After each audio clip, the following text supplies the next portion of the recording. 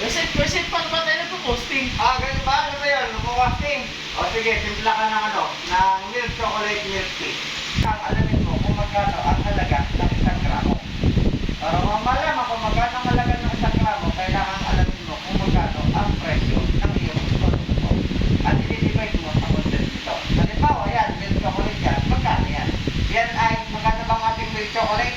Ay 350. So dito, ilalagay natin sa ingredients, milk chocolate. Milk chocolate.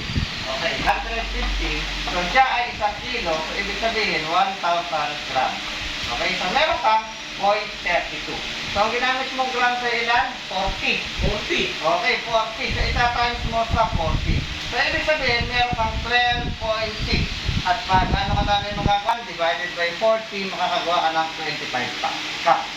Okay, ano pa ginamit mo? 80. So, ang sinabi na nagkamahalaga ng 206. Okay? So, ang present, ang capacity niya, o grams, ay 600. Okay, then, 200 ba? 200. Mali.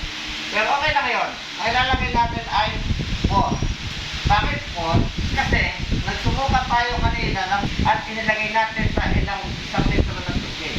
Ngayon, pag pinagsama mo yun, makakagawa ka ng 1,000 ml na brewed tea. Okay? So ngayon, ilan ang magagawa mo sa 1,000? So 1,000 divided by 200. So ilan? 5. Okay, 5. So yung 20 grams na nilagay mo, i-divide mo sa 5. So ano mo kuha mo? Kasi, ito pa naman ng...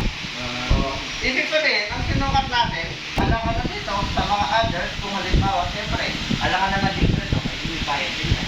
Ibig sabihin, yung straw, yung cup, yung ice, kung paano magiging lang natin na 5 piso lahat. 5. So, may costing kang 4 na piso. 19 pesos. Magkano mo siguro sa ibenta? Meron ka, 20 pesos lang. Sa bawat isang produkto. Okay ba? Okay. Kaya lang, tingnan natin. Okay, magrarenta ka ba? Isang buwan. At natural, maglalabas ka ng pera ng buwan kasi bibili ka ng kung ano-anong anik-anik.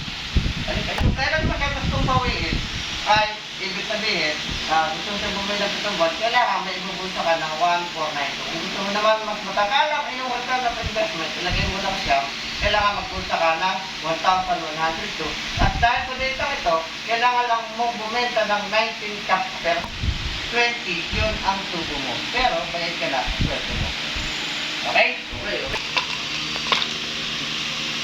Katikman? Hindi nga